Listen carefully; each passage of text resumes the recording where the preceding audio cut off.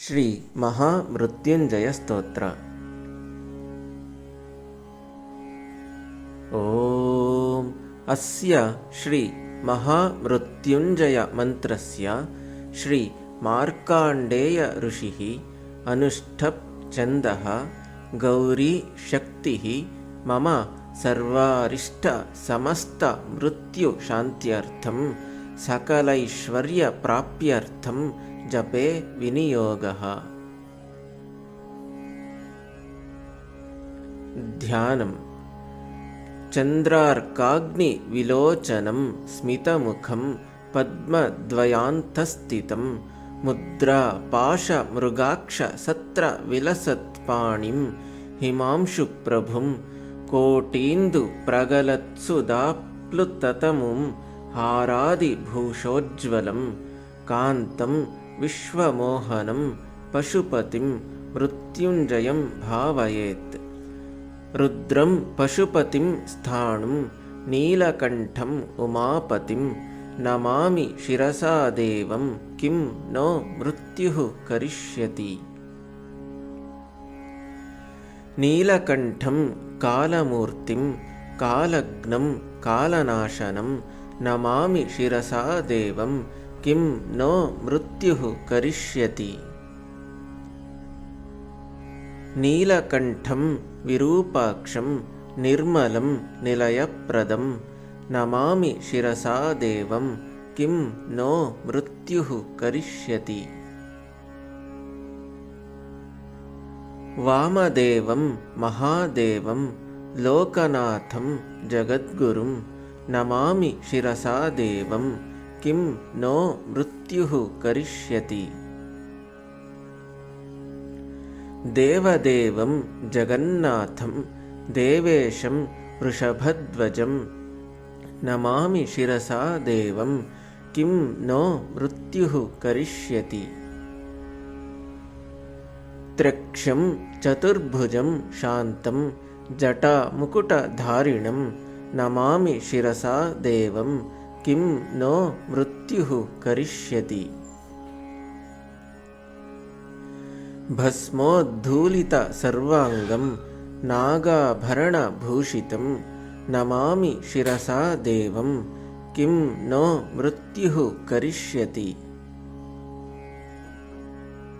ಅನಂತಂ ಅವ್ಯಯಂ ಶಾಂತಂ ಅಕ್ಷಮಾಲಾಧರಂ ಹರಂ ನಮಾಮಿ ಶಿರಸಾ ದೇವಂ ಕಿಂ ನೋ ಮೃತ್ಯುಃ ಕರಿಷ್ಯತಿ. ಆನಂದಂ ಪರಮಂ ನಿತ್ಯಂ ಕೈವಲ್ಯ ಪದದಾಯಿನಂ ನಮಾಮಿ ಶಿರಸಾ ದೇವಂ ಕಿಂ ನೋ ಮೃತ್ಯುಃ ಕರಿಷ್ಯತಿ. ಅರ್ಧನಾರೀಶ್ವರಂ ದೇವಂ ಪಾರ್ವತಿ ಪ್ರಾಣನಾಯಕಂ ನಮಾಮಿ ಶಿರಸಾ ದೇವಂ ಕಿಂ ನೋ ಮೃತ್ಯುಃ ಕರಿಷ್ಯತಿ. ಪ್ರಳಯ ಸ್ಥಿತಿ ಕರ್ತಾರಂ ಆದಿ ಕರ್ತಾರಂ ಈಶ್ವರಂ ನಮಾಮಿ ಶಿರಸಾ ದೇವಂ ಕಿಂ ನೋ ಮೃತ್ಯುಃ ಕರಿಷ್ಯತಿ. ವ್ಯೋಮಕೇಶಂ ವಿರೂಪಾಕ್ಷಂ ಚಂದ್ರಾರ್ಧಕೃತಶೇಖರಂ ನಮಾಮಿ ಶಿರಸಾ ದೇವಂ ಕಿಂ ನೋ ಮೃತ್ಯುಃ ಕರಿಷ್ಯತಿ. ಗಂಗಾಧರಂ ಮಹಾದೇವಂ ಸರ್ವಾಭರಣಭೂಷಿತಂ ನಮಾಮಿ ಶಿರಸಾ ದೇವಂ ಕಿಂ ನೋ ಮೃತ್ಯುಃ ಕರಿಷ್ಯತಿ. ಸ್ವರ್ಗಾಪವರ್ಗದಾತಾರಂ ಸೃಷ್ಟಿಸ್ಥಿತ್ಯಂತಕಾರಣಂ ನಮಾಮಿ ಶಿರಸಾ ದೇವಂ ಕಿಂ ನೋ ಮೃತ್ಯುಃ ಕರಿಷ್ಯತಿ. ಕಲ್ಪಾಯುರ್ದೇಹಿ ಮೇ ಪುಣ್ಯಂ ಯಾವದಾಯುರರೋಗತಾಂ ನಮಾಮಿ ಶಿರಸಾ ದೇವಂ ಕಿಂ ನೋ ಮೃತ್ಯುಃ ಕರಿಷ್ಯತಿ. ಶಿವೇಶಾನಾಂ ಮಹಾದೇವಂ ವಾಮದೇವಂ ಸದಾಶಿವಂ ನಮಾಮಿ ಶಿರಸಾ ದೇವಂ ಕಿಂ ನೋ ಮೃತ್ಯುಃ ಕರಿಷ್ಯತಿ. ಉತ್ಪತ್ತಿ ಸ್ಥಿತಿ ಸಂಹಾರ कर्तारम् ईश्वरं गुरुं नमामि शिरसा देवं किं नो मृत्युः करिष्यति। मार्काण्डेयकृतं स्तोत्रं यः पठेत् शिवसन्निधौ तस्य मृत्युभयं नास्ति अग्निचोरभयं क्वचित्। शतावर्तं प्रकर्तव्यं सङ्कटे कष्टनाशनं शुचिर्भूत्वा पठेत् स्तोत्रं सर्वसिद्धिप्रदायकम्।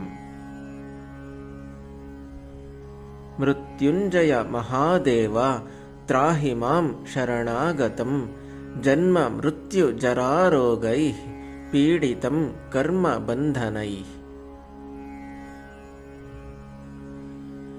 तावकस्त्वद्गतः प्राणस्त्वा चित्तोऽहं सदा मृडः इति विज्ञाप्य देवेशं त्र्यम्बकाख्यमनुं जपेत्।